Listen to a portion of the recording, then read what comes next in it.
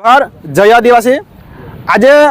GMDC अनुसंधान में 28 गामडानी अंदर जे संपादन काम चालू है અને આ સંપાદન થકી અમારી જે જમીનો છે, અમારા જે જળ જંગલ જમીનના અધિકારો જે છીનવાઈ રહ્યા છે, અમારી જમીનો છીનવાઈ રહી છે, એ છીનવાઈ ન જાય અને રૂઢિગ્રસ્ત ગ્રામસભા જે લાગુ છે એનું પાલન થાય, એનું ઉલ્લંઘન કોઈ પણ હિસાબે ના થાય અને બંધારણનું ઉલ્લંઘન ના થાય, એ માટે આજે રોજ અમે કલેક્ટર સાહેબશ્રીને અમે આવેદનપત્ર આપીને એનો વિરોધ કરીએ છીએ કે અમારી જમીનો અમને જે જગ્યા પર હતા ત્યાં અધિકારથી વસવાટ કર્યો છે તો ત્યાં જ અમને રહેવા દો। અમારી જમીન છે, રૂઢિગ્રસ્ત ગ્રામસભા અમારી લાગુ છે તો તમે દખલગીરી ના કરશો,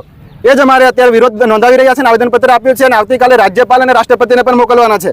આજે તમે જે આવેદનપત્ર આપ્યું આદિવાસી સમાજની રીત રિવાજ અને પરંપરા અને જો કારણ શું જે અમારી રૂઢિગ્રસ્ત ગ્રામસભા છે એમાં 5 યુનિવર્સિટીમાંથી અમે જો બહાર નીકળીશું, જો અમારી ભાષા બોલી પરંપરા સંસ્કૃતિ અમારા રીત રિવાજો પણ અલગ છે, જો અમે ત્યાંથી અમે સંપાદન કે સ્થળાંતર કરીને અમે જો જઈશું તો અમારી ભાષા બોલી અમારી જે રૂઢિગ્રસ્ત પ્રથાઓ છે એ પણ અમારી નાશ થઈ જશે। શું નામ અને મારું ડૉક્ટર ગબ્બર રાઠવા।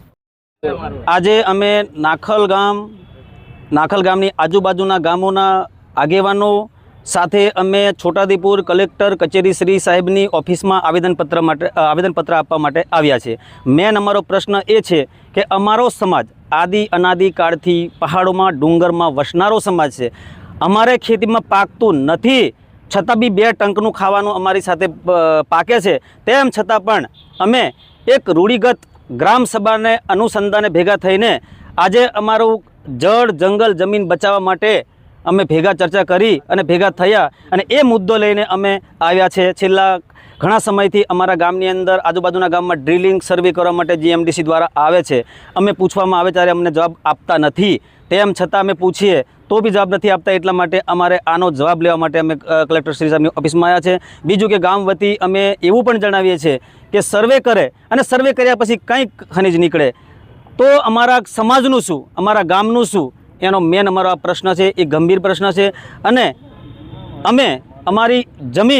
જમીનમાં ખોદવા દઈએ નહીં કે ડ્રિલિંગ કરવા નહીં દઈએ,